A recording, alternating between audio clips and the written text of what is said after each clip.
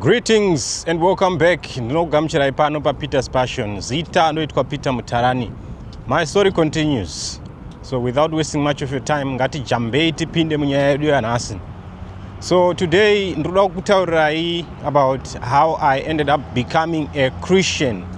So nhasi ndoda kutaurirai kuti ndakazova muKristu sei. Chichakaitika kuti ndizova muKristu. Tichizokera kumashure, remember I told you kuti ndaenda kuchikoro ndisina bhutsu. So ndakasvika pakubatira rinonzi bilharzia. For those of you vasingazive bilharzia chirwere chekuti unenge uchiita weti neropa. In short, handingazivi kuti ndingatsanangure neimwe nzira ipi futi, but in short ndingangoti unenge uchiita weti neropa. So ndakaita bilharzia iri somewhere around kuma 2006, 5, 6, 7, somewhere there. I think ndakagara nebilharzia iri for about 10 to 15 years. Ndine bilharzia. So remember ndakataura kuti ndakange ndiri mupostori wekwamarange. Vapostori wekwamarange havatenderwi kuenda kuchipatara. Nasingakwanisi kuenda kuchipatara. Vapostori wekwamarange vanonzi munorapwa nemvura yemudzimu inoera. Hamumwe mushonga, hamuende kuchipatara, hamushandise anything for healing.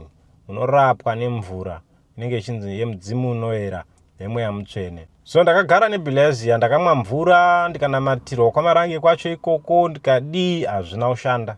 Kusvika ndauya kuno kuSouth Africa. Ndakazoya kuno kuSouth Africa 2014.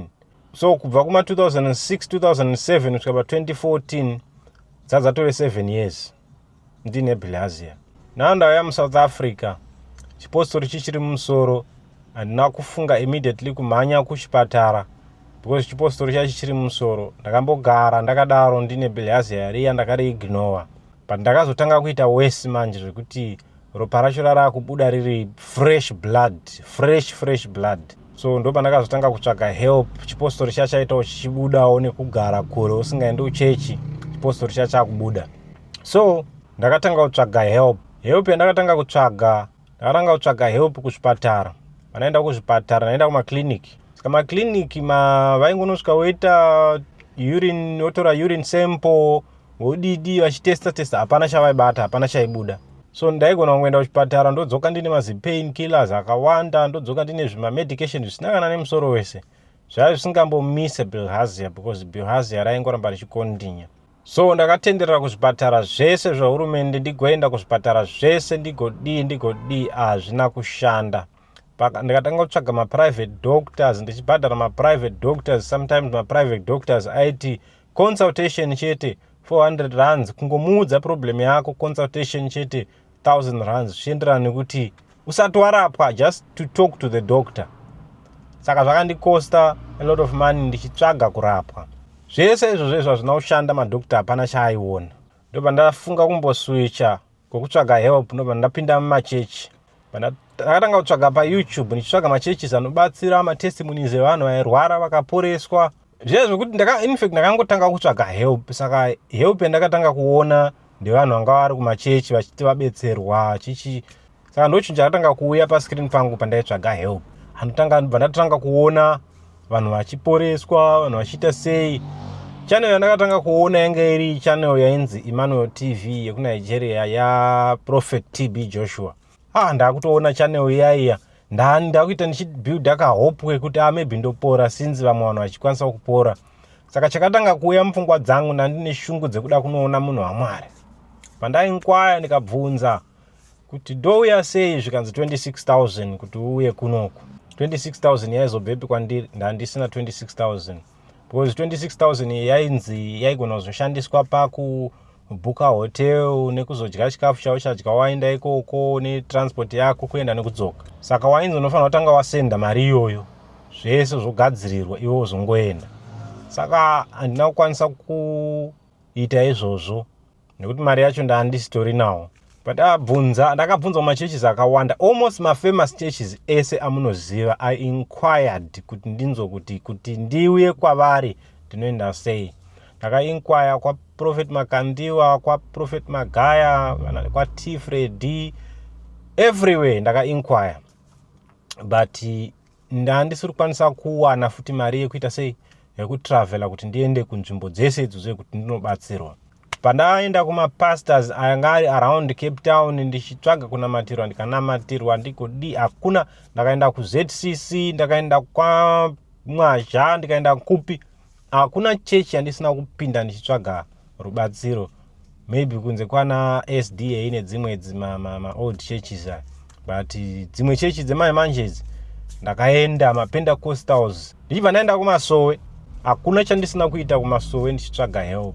I think Mwari kana vachida kukuunza kuumambo hwavo vanogona kushandisa chirwere kana kushandisa chinhu chinokushungurudza kuti utsvage help first. Mukutsvaga help ndo maunozosangana naMwari. Anyway, rekandikontinue. Ndaenda kumasowe, hakuna muteuro wandisina kuita. Wese muteuro unofungidzira kuti unoitwa pamunhu anenge achinzi anorwara ndakaita. Ndaenda kuNguotsvuku, ndikaenda kupi, mapostori api, ese mapostori ndaiendako.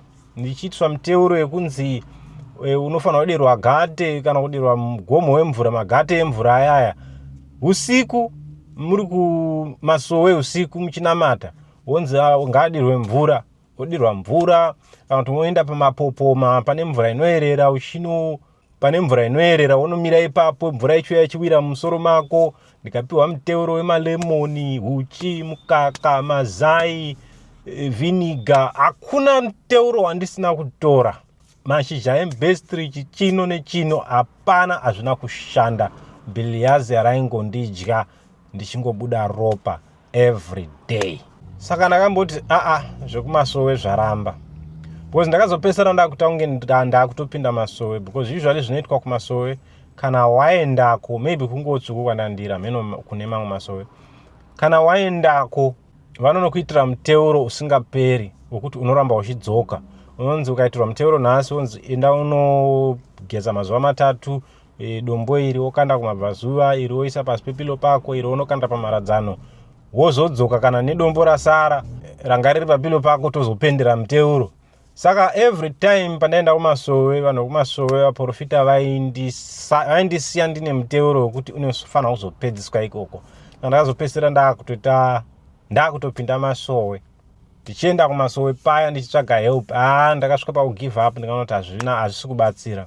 Ndaiswicha ndikaenda kumaPentecostals, ndikadi hapana kwandisina kuenda. So kwandakafokasa nako stereki ndekwa kuScone, kuEmmanuel TV, kwa TB Joshua. Paya vanhu vachibata screen, paya vanhu profeti vachinamatira vanhu vachidaisa ruoko rwavo, wotoenda unobatawo screen. Hapana zvandisina kuita. Ndikabata screen, ndigobata screen, ndichabata screen kusvika pakutanga kurota munhu waMwari. Ndichiti zvangu zvaita. Ndikatombosangana nevamwe mai vaigara paflat pandaigara ipapo. Vakati inini unotobhiliva mumunhu uyu, nditori nemvura yekwake yandakatopiwa yekwake iyoyo. Murume wangu akanotorawo mvura iyi, inwa mvura iyi unopora. Ndikanwa mvura iyi, hapana chakashanda kana one. Anyway, handisi kuti vaprofita vandeve nhema kana kuti havashandi kana kuti chino. Ndikuti inini chete hazvina kundishandira. I'm telling my story. In case pane munhu anoenda ikoko, I don't want to offend munhu anoenda ikoko. Problem pamwe ndini ndanditoriwo problem. Handisi kuti vanhu vaMwari vese vandakaenda kwavari vandamenshena, vana profeti Makandiwa, Magaya, ningi kwese kwandamenshena, handisi paposition yekuti nditi havana simba kana kuti nditi havasi vanhu vaMwari. But chandinotaura ndechekuti handina kukwanisa kubetsereka chete. Maybe ndini ndanditoriwo problem. But zviya zvekunzi hanzi vanhu vanokuti hauna kupora nekuti wanga usina faith, handizvitendi, because ndakaita faith yanga yakanyanya. Imagine hausi muKristu wobva watanga kuona mavideos evaKristu kana kuti vanhu mumacheches vachiporeswa, vachibuda madhimoni, vachiita sei, unobhiliva nekuti uri kutozviona. Saka ndakaita faith, hope yekuti ndinopora, zvokuti pandaibata TV ndandine faith zvishuwa kuti ndichapora. Pandaita minamato yese yandaita, ndichita miteuro yese yandaita, ndine hope yekuti ndichapora. Faith chaiyo yanga iri mumandiri. Ndakanimbokudza pamwe pandakamboita faith, but pari fani zvapo, munotenderwa zvenyu kuseka. Ndakamboita faith umwe musi ndainamata ndiri mumba. Saka ndakanamata ndakadai so pamubhedha, magokora angu ari pamubhedha. Ndakanamata, ndakatarisa kumabvazuva paya ndiri pamubhedha. ndakapfugama but maoko angu ari pamubhedha. So ndiri kunamata. So inini pandaiona vanhu kuEmmanuel TV kwaProfet TB Joshua, vanhu vese vaiti vakupa matestimony ekuti wanzwa sei pawanga uchinamatirwa, pawapora wanga uchinzwa sei. Vazhinji vaiti hanzi ndanzwa hit, muviri wangu watanga kudziya, especially pauri pandairwadziwa ipapo ndo pakataka kudziya zvekuti ndabva ndapora. So one day ndiri kunamata ndakadaro ndiri pamubhedha, ndakatanga kunzwa hit nechepamusana. Ndikati nhasi Jesu andishanyira. Faith yandinayo yaya kuti Jesu vanoporesa. Ndakapfugama paya ndakatanga kunzwa hit, ndigonamata. Kana ndakabva ndaaccelerate munamato wangu wakabva wakwirira, kana volume nekudaidzira kwacho ndichinamata iko kwakabva kwawedzera. Ndakatanga kuita serious ndichiti today is my day. But little did I know, papera chinguva ndiri ndichiri kudzirwa. Zvekwamwari ndingadai ndadzirwa, ndarapika, ndapora. Chii chiri kuitika panapa? Ndo pandakacheuka. Saka pandakacheuka ndakaona keteni rakavhurika kudai, because nderaya keteni rekuti rinosplita kuti rimwe side roenda uko rimwe roenda uko. Saka rakavhurika kudai. Saka zuva manje raipinda nepawindo richindorova kumusana. Saka nguva yese ndiri kudzirwa nezuva ndichiti Jesu andishanyira, Jesu andishanyira, izvo izuva riri kutodziya zvaro. Ndakadisappointika. Zuva ndo raitondirova kumusana uko. Papasina healing yaiitika, nothing was going on. Zuva chairo mushana zvavo. Anyway, kasiyana nenyaya yemushana iyi. Now yakasvika nguva yekuti ndaneta nekunamata. Ndaita faith. Unoita faith yekuti unosvika pakugive up kuti maybe zvinhu hazvishandi. So zvakazoitika nezvekuti ndakatanga kuverenga Bible. But before that, rega ndikuudze nyaya yakaitika pandakauya muSouth Africa. Ndimbokutora ndidzokere nemi kumashure. Ndakauya ndikasangana neshamwari yainzi Ronald, aita zvemusic. Ndobva andiintroduce pane zvemusic. Akatoti arekodhawo chisong, because iye airekodha achiita mabeats achididi zvese aiita. Pandatoimba paya akatoti zvinobuda, unogona wani chichi, atomotivetwa. Saka ndakabva ndatanga kuita zvokuimba. Saka ndairarama life iya vakomana vamunoti maniggers. So I was that kind of a boy. Kuti ndandine mazino egold muromo wese uyu. Ndaine machizi chains, ndaifamba ndakavhura hembe six pack panze. Ndaitozvipa zita ndichizviti King of Bling Bling or Lord of Rings, because ndaine marings andandinawo. Munoziva that kind of lifestyle, but later unozorealize kuti that life was wicked. So ndakararama muraramiro unoitwa nemaniga. I wanted to be a gangster. I wanted all that niggas do. I wanted to do all those things. And some of the things I did. Ndaitodropawo mapens.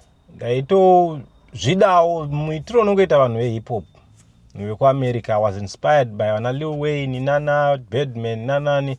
Those were my inspiration.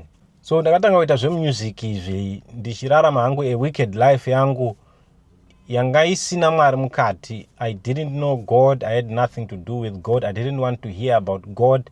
Ndaitodebata vanhu vanotaura zvekwamwari izvi, especially maJehovah's Witness. Aitoziva kuti vakauya maJehovah's Witness vaidziya musoro, vaibva pamba pangu vachidziya musoro nekukuquestioniwa mibvunzo.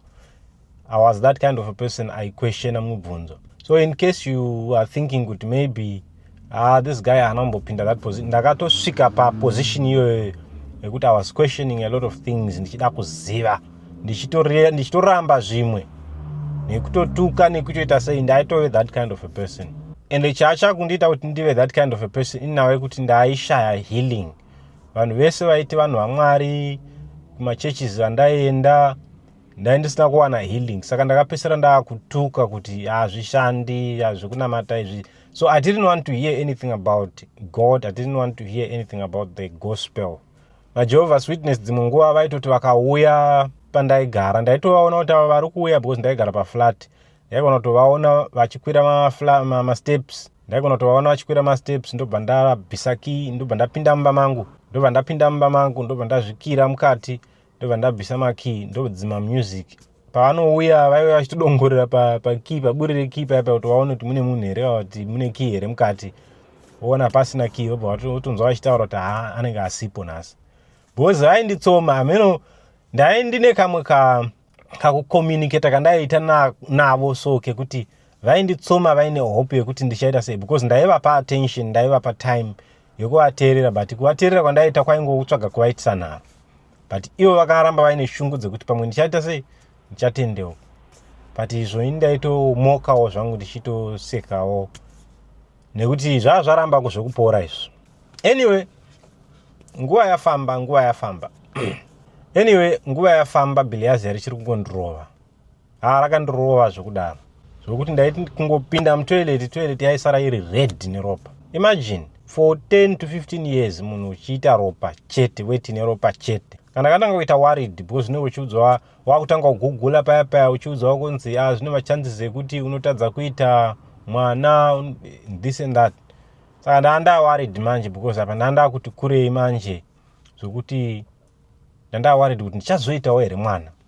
So ndakazama zvinhu zvakawanda, ndakazama kumazowe, kumapentecostal, kumapostori, ndakazama mishonga yechivanhu, ndikazama maprivate doctors, ndikaenda kuzvipatara, nothing.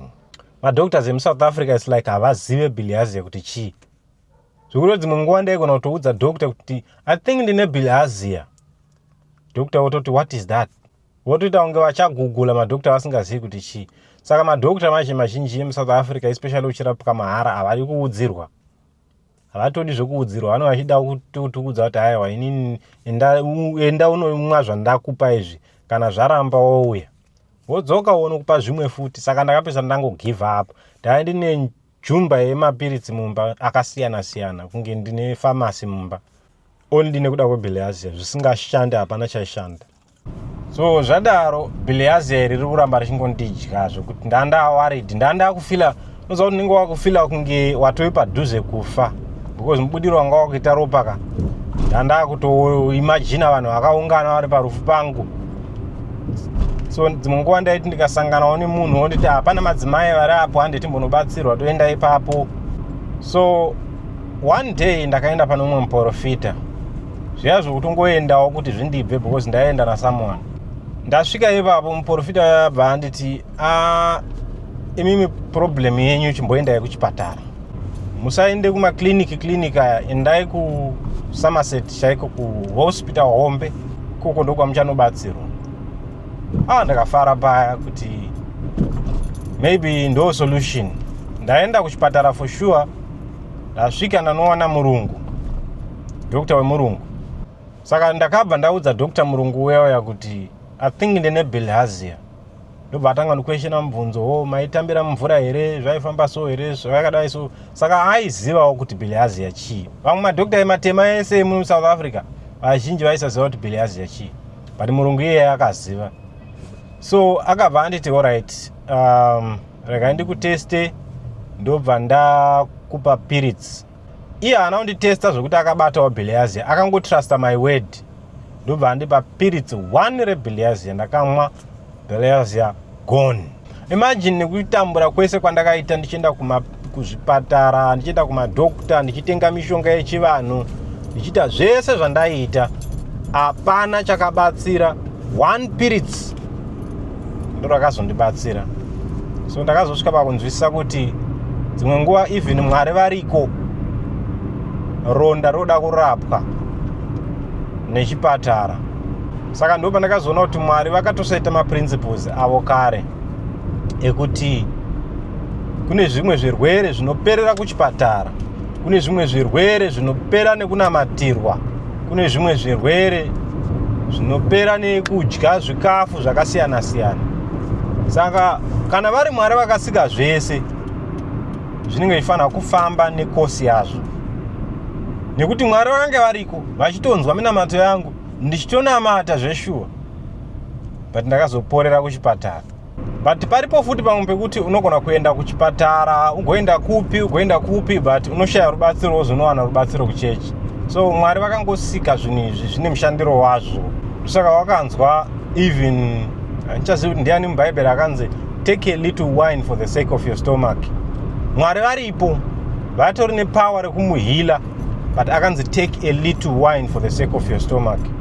So I want to encourage someone, ndichikuudzai kuti unogona kunge une problem, uri worried uchitokondema Mwari kuti why musingandioni, why musingandiporesiwo, but problem yako maybe inopera waona doctor. Alright, so ndinoda kuencourage someone kana uine problem yaunayo yawanga uchinamatira nguva yese uchiti Mwari havasi kundiona, inzwa unzwe.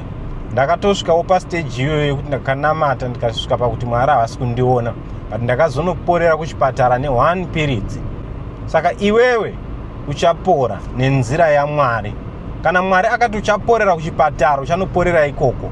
Kana Mwari akati uchaporera kuchipatara chero kana matirwa nani zvake, hapana kupora kuripo.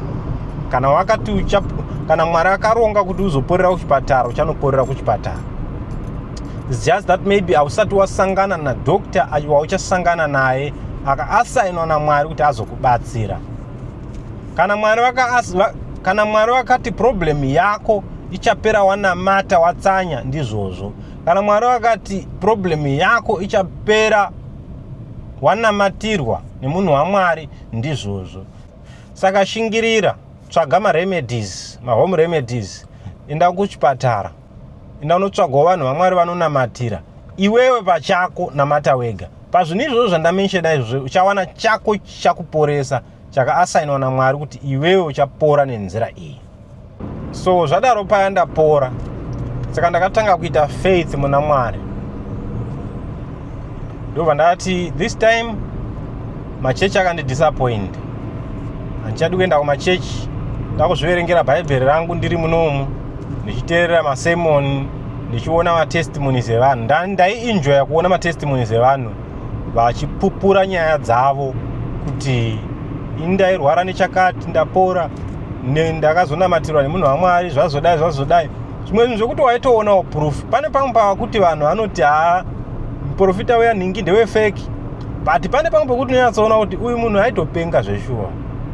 Anotozikanwa nevanhu kana kuti ivo vakatombomuona achitorwara ritori benzi rotoenda naro kumunhu waMwari rotononamatirwa opora. Saka izvozvo zvese izvo ndaiobserva, ndaiongorora ndichinyatsoona kuti izvi zviri legit, izvi hazvisi, izvi zviri legit, izvi hazvisi. Pane pamwe pekuti unotoona munhu achinamatirwa paya asina kumbobatwa, obva atotsatika ronda kana kutsatika nhikini robva ratobuda urwa kana kurutsa zvimwe zvinhu makatarisa. Zvisiri feki zvamunofungidzira, vanhu vazhinji vanofungidzira kuti zvinhu zvizhinji ndezvefeki. Anyway, ndichazotaura nenyaya idzodzo dzefeki. Kune chinhu chinonzi feki ne-false. Aya matems angu ekudefina zvinhu izvi. Handisi kuti, but indodefina ndichiti there is a fake prophet and a false prophet and a true prophet. Right? My definition of a fake prophet, munhu akatumwa nedumbu rake, munhu ari in the ministry for the sake of making money. No, a fake prophet. There is nothing spiritual about him. That prophet munhu wekuti anofeka miracles, anofeka everything. Hapana anything spiritual about him. That's a fake prophet. Kozoita a false prophet. Remember I said these are my definitions. Kozoita a false prophet. A false prophet munhu profita anototumwa naSatani kuzodeceive nekurasisa. Iyeye spirituality itoripo. Kupora kwevanhu kunotoripo. Healing chaiyo, miracles anotoripo, atoririwe kuti even bakamera anything aurambi, you can't deny. Kozoita a true prophet anotumwa naMwari achitoita basa zviri legit. But my true prophets, they are very scarce. You don't find them pakawanda wanda. And narrow is the way and few find it. So nyama yakaora ndo inomarwa nenhunzi zhinji. Anyway, rekanzoke kunyaya ndachitaura. So ndakakuverenga bhaibheri paya, ndanda kutonakirwa nekuverenga bhaibheri, ndanda kutonakirwa nematestimonies, ndichiona real testimonies for sure kuti iyi real. Ndakonfirmawo kuti this is real, because one munhu aigona kuuya aine kana kuti zironda rakatsemuka gumbo rese, onzi ototaura kuti ronda iri harisi kupora, munhu waMwari ndinamatireyo, onamatirwa, ozodzoka akutestify kuti munhu waMwari ronda riya ramakandinamatira rakazopora. Wotoratidzwa before and after, wotoona zveshuwa kuti this is not fake, this is real. But hatizozivi kuti spirit inenge ichishanda ndeipi, yaMwari o yaSatani o hatizozivi. I'm not saying kuti zvandaiona ndezvekwamwari or hazvisi zvekwamwari. Ndingotaura kuti real life miracles ndaiaona achiitika. So ndandine faith and I wanted that for myself. Ndikatanga kuverenga Bible. So Bible rinotaura kuti faith comes by hearing and hearing by the word of God. Saka ndakabva ndatanga kuita faith, ndakagrowa so much in faith zvokuti people don't know the mystery of reading the Bible. If you read the Bible zvenguva yakareba, I'm telling you, unoita ma visions, unoita ma dreams are so vivid and clear. That's what ended up happening to me. So ndichiverenga Bible, I would focus because it was my first time hearing those Bible stories, hearing about Jesus. So to me, now nanda kuverenga like entertainment, but again I was inspired by what was in there. Because inini hangu before ndaimboverenga ma books success nechichi. Saka kuverenga ma books kwakusiri that much of a problem kwandiri. Now ndaverenga paya ndakarova ndakatanga kurova New Testament rese ndikaripedza ndikaridzokorora futi. Pandazoenda ku Old Testament ndida unonzwa nyaya dzana Moses ana Joseph takaverenga pane vandakazogumirawo mukati imomo kune mukati kati wakuna na Samuel kochienda mberi nana Ecclesiastes. Saka ndaanda kuverenga ndichijamba mamwe mabhuku zvangu ndichitsvaga ma prominent figures emuBhayibheri. Now ndakatanga kuita ma visions. Iyo inonzi vision by night. I think iri different from a dream. Vision by night ndeyekuti chinhu chaunenge uchiita ichocho chinenge chiri vivid and clear zvekuti it's not a dream. Kwauri iwewe even ukamuka you know very well kuti it's not a dream. There's iyo yandiri kutaura inogona kunzwisisika nevanhu vekumweya chete kuti there is a dream, there is a vision by night. Zvinhu izvozvo zvakatosiyana. So inini ndaita iwayo ma vision by night. So one day ndakarara ndakatanga kuzviona ndichimhanya ndichitsvaga vamwe kuti vanhu vaendepi. I could not see anyone. No pana ndamhanya ndatoenda nekumhanya ndopandakaona one munhu. Ndobva ndabvunza kuti where is everybody? Munhu iye akandiudza kuti Jesu was supposed to come today, but he is no longer coming today. But go and prepare. Saka since ndanda munhu wewe kuti ndanda ne clue about Jesu, ndakatanga kuita serious, more serious. And the more I became serious, the more visions also dzandakatanga kuita ipapo. So another night I was in my room alone. Manheru zvangu usiku. After reading my Bible, after listening to some worship music, ndarelaxa zvangu. A demon manifested out of me. I know some of you who are not believers, you will not understand this. Remember, there's no pastor. I am alone and nobody is with me. I don't know what kind of atmosphere yanga yapinda pandandiri. Maybe an angel of God or God himself. I don't know what happened. But a demon manifested out of me. And I could hear it's a female demon and I could not control it. I don't know how I can explain this. I could not control what was happening to me, but the female demon within me was crying with a female voice in me saying, I am living. Like it was being tormented. So that demon left and I came back to my senses. And when I came back to my senses, I was kind of like confused. And then I went to sleep. And then I realized in the morning that one of my rings, because I had multiple rings, one of my rings was missing. I knew where I had put the ring. I knew everything, but the ring was missing. And then ndaitoziva kuti ring yangu ndandaisiya mumba imomo ndandapinda nayo mumba. But yakanyangarika mumba ndikaishaiwa ndikasecha ndikakurubura zvinhu ndikaishaiwa. I later realized kuti ring iyi pana ndakaitenga pane mukadzi akanditengesera I'm sure she was a Satanist and she had initiated me into these things, these evil things. But unconsciously, I later realized, unconsciously, I was initiated into these dark things. Remember, I said it was a female demon because I could hear the voice. I could hear a feminine voice rechikadzi. So I realized later, ndakazozvirealiza later ndakutodzidza nekustada kuti I was married to a spirit. The day I bought that ring, I was married to a certain spirit. So I want you to be careful with the rings that you buy. Be careful. You may be married to spirits without you knowing. Be careful of rings. Be careful of jewelry. Be careful of those things. I will talk about these things. Mysteries then came to me in those visions. I'm telling you, I know mysteries that most of you have no idea of. Mysteries. If I'm talking about mysteries, I'm not talking about just ordinary things that every Christian knows. Mysteries. Some of the things, even if I say them here, you may not accept them. But the way I will bring it to you, you will consider. You will begin to question everything you have learned, everything you have been taught.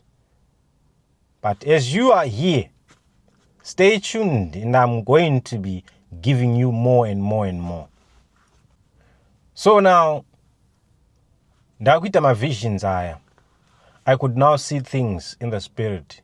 I could now see demons. Demons would come to me and tell me, we are going to deal with you. I'm telling you. If I am telling you this, I don't know who is going to believe me.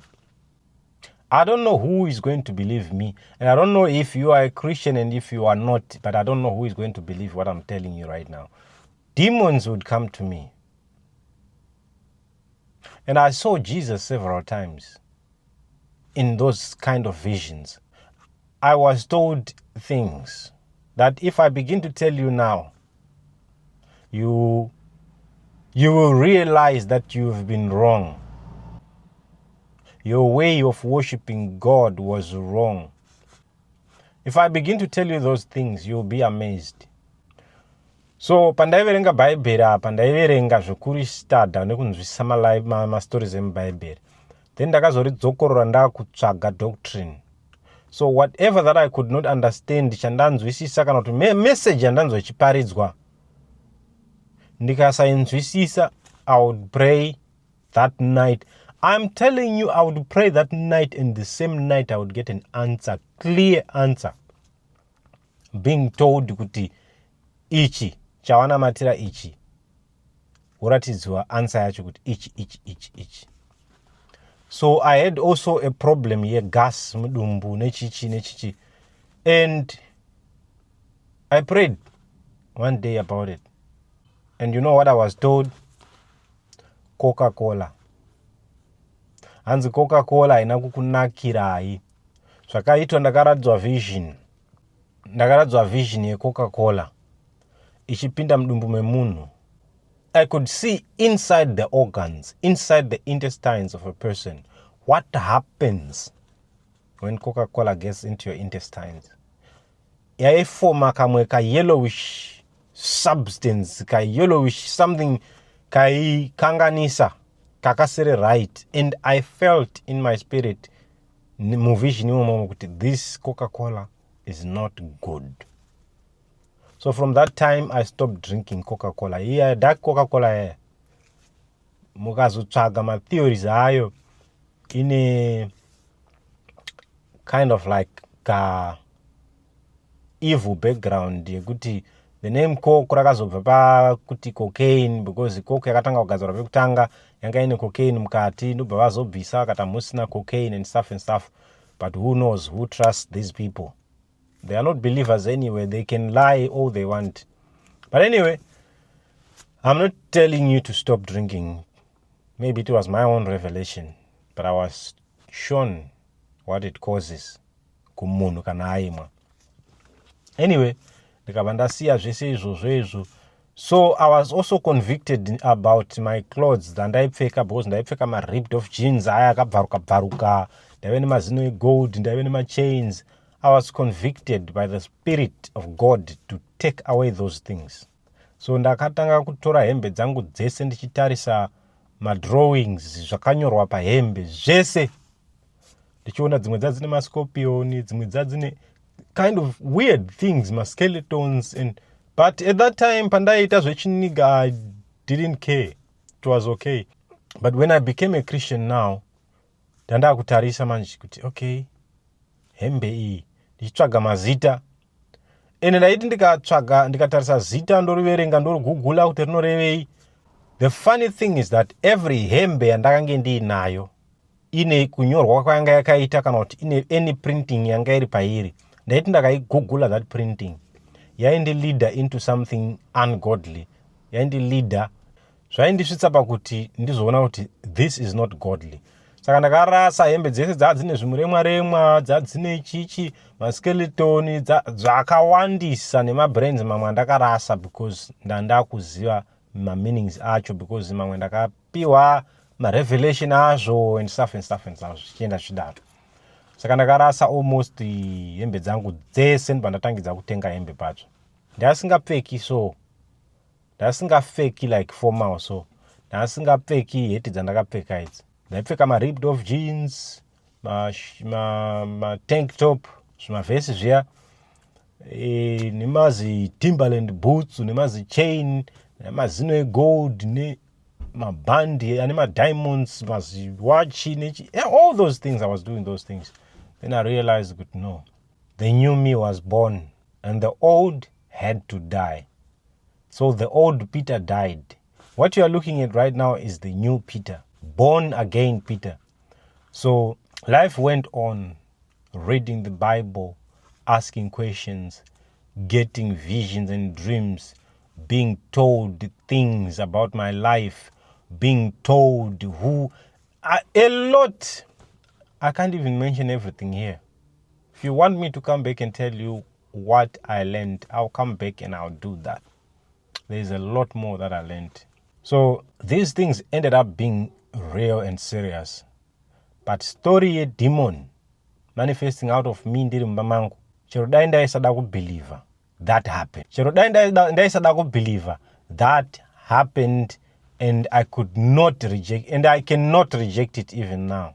So kuti sometimes mu life as a Christian unombotemtwa kana kumbotambura zvokuti unombofungidzira kuti maybe this Christianity hapana, but when I think of that, ndobva ndangofunga kuti what happened there? Was that fake? Not no. And the other thing that made me see kuti this Jesus works. Even kubva ndichikura, ndingangoti kubva ndichikura ndaiita ma-erotic dreams. Every night I would be abused by spirits. Every night. So it was like ndiri husband yezvinhu zvekumweya unknowingly, ndisina kuwirirana nazvo. It's like they manipulated me. Those things manipulated me to do things I did not want to do. So it's like I was married to spirits, not just one spirit, but spirits, because every night, there was not a single night that I went to bed and slept. Ndisina kubatwa kuhope, never. I had sleepless nights, being strangled, wrote out sometimes uchidamburwa musoro.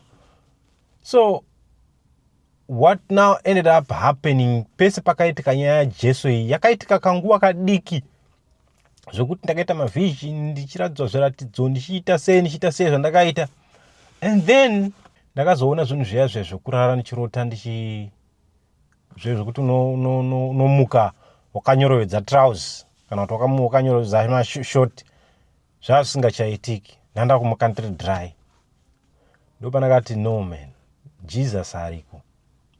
Jesus is king. If you are here, shout Jesus is king. I'm telling you, it happened to me. So right now, there is no unbeliever, no atheist, no person who can come and disprove the existence of God to me. Why? Because I have experienced him by myself. Most of the people within the church have not experienced Christ. They were born in the church and they are just in the church for the sake of their parents. Kuti hanzi ndo chechi yakafira baba vangu, so ndoda kufirawo imomo. That's why some of the people are going kuma churches kwavari kuenda. Ende vamwewo vari kuenda for the sake sometimes ye-entertainment chayo, kuti utoriwo zvako munhu anotoentertaina vanhu kuchechi, kana kuti unotonakirwa nemusic, unotonakirwa nemakeyboard nemagitari, kana unongonakirwa nepakaungana vanhu. That's the reason you are going to church. Indotonasa kuti zvitori dangerous kuzvarurwa muchechi because unozo-ignore ende unenge uri relax, so relax zvekuti unogona kutadza kudzidza anything.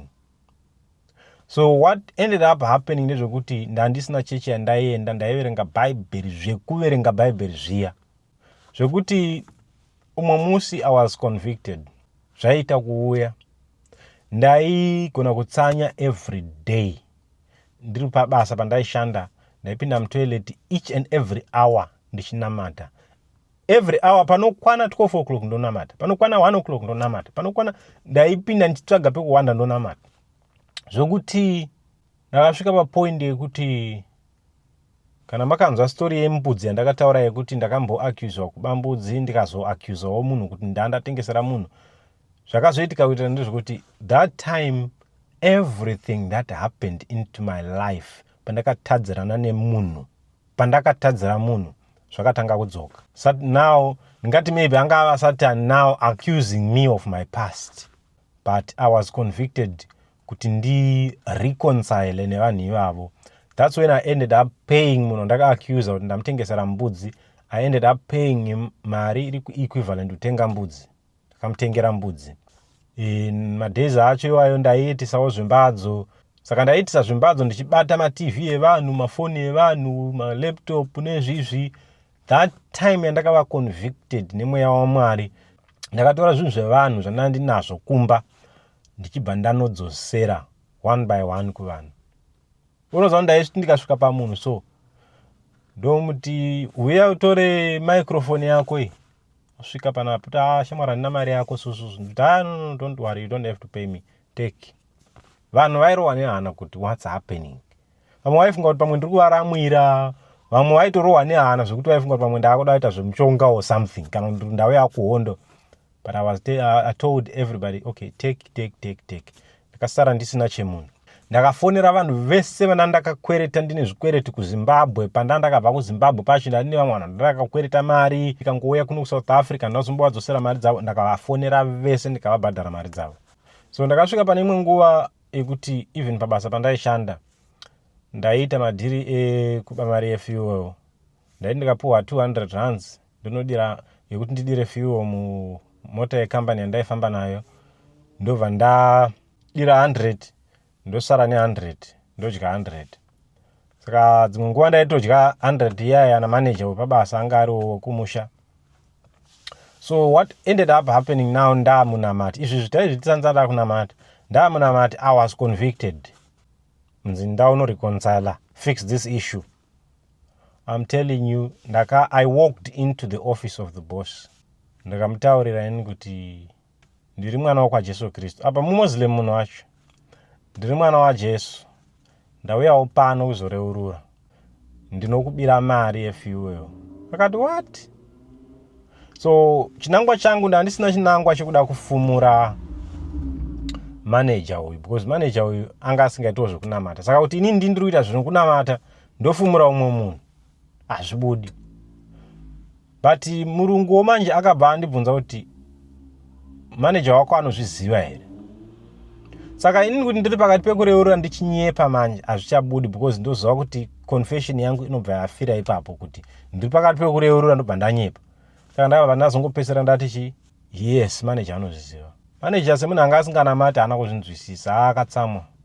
Vanhu vakatombofunga kuti ndazvitaurira kuti ndaida kumudzingisa basa, kuti inini nditore position yake yomanager, but no. Ndandisitombori ikoko. Chakaita kuti nditaure inawe kuti ndakabvunziwa kuti anozviziva here, ndobva ndati yes, because ndaisakwanisa kunyepa. Saka ndakazotombogara pabasa ipapo, ndakazongoti nguva diki vanenge vakatoona kuti ndinogona kuva threat to the business. Ndobva vatongondiita let go, vakati iwo unofanira kushanda 2 days per week. Ndobva ndazongoresigna ndega, ndatoona kuti ndingakwanisa kushanda 2 days per week. Serious life, the new me. Vanhu vasinganzwisisi kuti what happened to me. But when I was that boy wandanchitaura kuti ndandiri muniga, even vanhu vandakakura navo vaitonditya vachifunga kuti musatanist because the way I looked.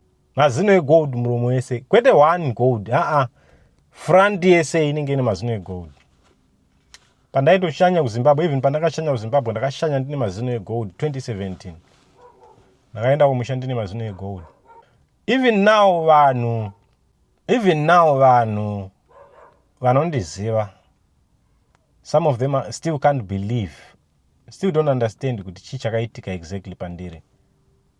Because the kind of a person I was as a nigger to becoming the child of God. Papa kaipa. Anyway, ndikuverenga Bible, saka ndakatanga kuenda kumachechi zakasiyana-siyana. Ndoenda kuchechi ndonostata doctrine reko, ndikaona ndisina kuwirirana naro ndobuda. Saka ndaenda kumachechi zakawandisa. Svika ndazofila convicted again kuti ndofana kunoparidza muma streets. So ndaenda mtown umo kunoparidza Belleville, ndichinda kunoparidza. Saka ndakazosangana nevamwe pastor vaitawo zvekuparidza izvozvo muma streets, and then we became friends. Until now, nanhasi ndova ndichiri navo pastor yavo. Vakazovhura chechi, tikuenda kuchechi kwavo. So yeah, that is my story yekuti ndakatendeuka sei. Kana waifungidzira kuti ndakatendeutswa nevarungu pavakauya neBhaibheri. No, handina kutendeutswa nevarungu pavakauya neBhaibheri. My experiences angu andakaita. Pane mamwe ma experiences angu andakaita ari so serious yekuti ndichakuudzai. Mamwe ari demonic, mamwe ekuto encounter the devil himself, mamwe eku encounter Jesu himself, mamwe ekuudziwa zvinhu zviri mberi, mamwe ekuudziwa zveupenyu hwangu. Saka zvinhu izvozvo zvakaita kuti nditendeuke. Because pandakangotanga kuverenga Bible ndakutsvaga Jesu, ndopakatanga kuuya zvinhu zvese. Saka zvakaita kuti ndibelieve kuti zvinhu zvinoshanda, nekuti even maspirits ainditomenda ndakarara ese akamira papasina spirit yaindivinga. Saka zvekuti munhu anozondiudza kuti hazviko, munhu anodaro kuti hazviko, munhu asina kuexperience Jesu iye pachake. Wakaita testimony iwewe yako yekuti waexperience Jesu, wamuona, wamunzwisisa, I'm telling you, haufe wakasiya kunamata. So ndo pandiri, iko zvino nanhasi, I'm a believer, still going to church and everything, tichitorarama tichitoenda neupenyu. Handina kuparidzirwa napastor, handina kuparidzirwa nevarungu. Kune vaya vanofarira kuti Bhaibheri rakauya nevarungu, this and that. Handina kuparidzirwa nemurungu kuti ndive muKristu. But Kristu wacho akatanga kundiponesa from my demonic oppressions before ndaverenga Bhaibheri. Saka kusaexista kwauri kwaanoita kureva kuti hausati wamuziva. Let me say, there is a difference between Christ being in you or being on Christ, or Christ being on you and Christ being in you. Most of the people vari kuzviti maKristu, they are on Christ, they are not in Christ. Christ is on them, not in them. Kana Christ are in them, you know Jesus personally. Kana Bhaibheri chairo norigadzika apa wobva waziva Jesu personally. Kuona wasvika ipapo, there is no turning back. So don't ever think I was deceived by anyone. But ndakaenda kwandakararamira, ndakaenda kwandakaponeswa. That's why I'm a believer. And even nhasi unoyu, I'm a person wekuti ndinobelieve kuti calling yangu is the gift of healing. I prayed for people who were sick, prayed for people who were in the hospitals, vakabuda the next day. I prayed for people, I'm telling you, vanhu vaimwa doro for years. I prayed for them, vakasiya doro. So I believe I have the gift of healing. So izvozvo chete zvinoita kuti ndibelieve. Izvozvo chete zvinoita kuti ndisamboda kufungidzira kuti it does not exist because I have witnessed it. Wese munhu ari kuti Jesu does not exist kana kuti ari kuti Satan does not exist, haasati amu-experience on a personal level. Kana wa-experience Satan on a personal level, uchanzwisisa kuti Jesu ariko, Satan ariko. The fact that you are seeing darkness and light, zviri kukuudza kuti there is light and darkness zvesure. This darkness and light is just a shadow of God and Satan. Whenever light comes, pane darkness flees. Darkness harizombofira kurira light, but darkness flees pasvika light. Same as God and Satan. Pese pasvika Mwari, Satan anotiza. That's what happened in my life. Mwari wakapinda muupenyu hwangu, then Satan akatiza neupenyu hwake. Ladies and gentlemen, that is my story of how I became a Christian.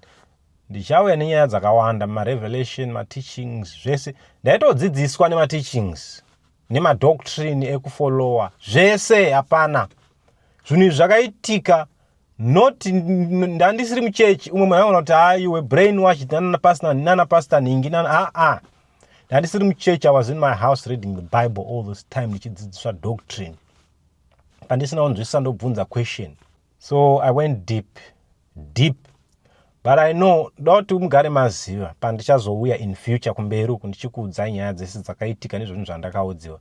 I know some of you will not accept, and some of you will not believe.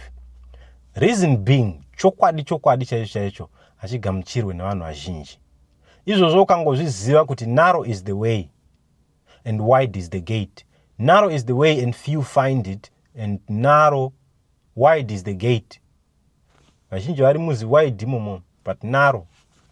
So kana uchizoda kuziva narrow way is so difficult, and some of you will not take it. I'm telling you, what I'm going to tell you about the narrow way, some of the things you have not heard them. I'm going to show you a narrow way, but a few people will accept that narrow way. Especially women. Varume vanoadapta zvavo, but there are also points. Varume pekuti vanoto rejecta. Straight away rejecta straight. So yeah, ladies and gentlemen, thank you so much for your time. I'll come back again with a continuation of this life as a Christian. My experiences with Jesus, my experiences with demons, my experiences with angels, my experiences with Satan himself. I know if you are hearing this and you are not a believer, you think this guy is crazy, you must be running out of your mind. I'm not. Some of the people will not even believe in this. But how did I become a Christian? I didn't read any Bible to become a Christian. I read the Bible when I was already called. So some of the people will mock me. Some of the people will say all sorts of things they want to say about this. But I will have to tell you everything. Everything that you have to stop. Everything that you have to stop doing. And I'll tell you where we are going. And I'll tell you kuti tiri papi right now. We know we are in the end days. But I know what is coming. I know everything. Ndakagrantiwa that grace to know. But musauye kwandiri muchiti ndiri muprofita or ndinozoita sei. Ngoro a servant of God. I'm not a pastor. I'm nobody. God entrusted me with his word. Kuti ndishare nemi. Otherwise ndikanyarara futi ndinotora mhosva pamberi paMwari. But pandishataura, many of you will not accept what I'm going to say. But anyway, ladies and gentlemen, thank you so much once again. Tinoonana pane video inotevera. Video ine yazorebesa, but anyway, with that, ladies and gentlemen, it's a goodbye for now. See you on the next video. Goodbye.